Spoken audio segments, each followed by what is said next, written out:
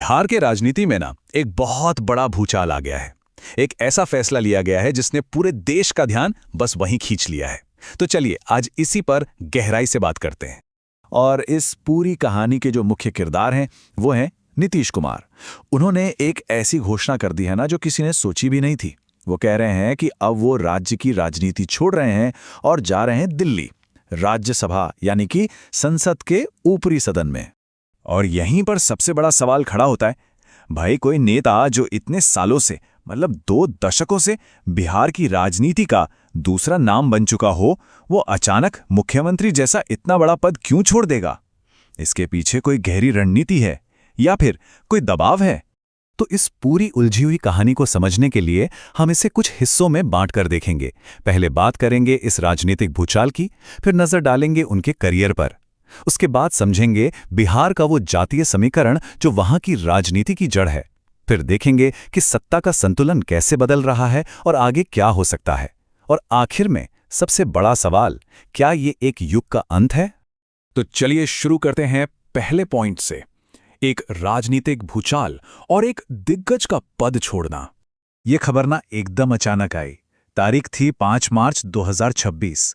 नीतीश कुमार ने कंफर्म कर दिया कि वो मुख्यमंत्री की कुर्सी छोड़ रहे हैं।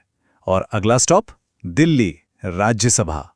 सोचिए, नवंबर 2025 में ही तो चुनाव में इतनी बड़ी जीत मिली थी और बस 4 महीने बाद ही ये ऐलान। जाहिर है राजनीतिक गलियारों में तो हड़कंप मचना ही था। अब इस फैसले के पीछे की वजह यानी क्यों को समझने के लिए पहले हमें नीतीश कुमार के राजनीतिक सफर को समझना होगा। एक ऐसा करियर जो उतार चढ़ाव से भरा रहा है। नीतीश कुमार को पता है क्या कहा जाता है? भारतीय राजनीति का ग्रेट सर्वाइवर, मतलब जो हर हाल में टिक जाता है। 2 दशक से ज्यादा हो गए वो बिहार की सत्ता के सेंटर में है।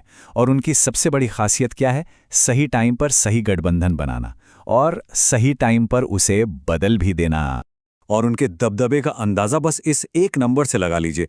उन्होंने 1, 2 नहीं बल्कि पूरे 10 बार मुख्यमंत्री पद की शपथ ली है। एक रिकॉर्ड है ये। लेकिन जैसा कहते हैं ना, हर सिक्के के 2 पहलू होते हैं। तो यहां दूसरा पहलू यह है कि उन्होंने 8 बार इसी पद से इस्तीफा भी दिया है। ये नंबर उनके करियर की उठापटक और उनके कमाल के रणनीतिक दांवपेच दोनों की कहानी कहता है।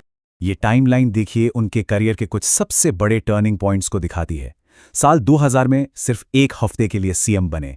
फिर 2017 में देखिए, लालू यादव का महागठबंधन छोड़ा और बीजेपी के साथ आ गए। फिर 2022 में पाला बदला, बीजेपी को छोड़ा और वापस महागठबंधन में चले गए। और फिर जनवरी 2024 में एक और यू टर्न, वापस एनडीए में। मतलब हर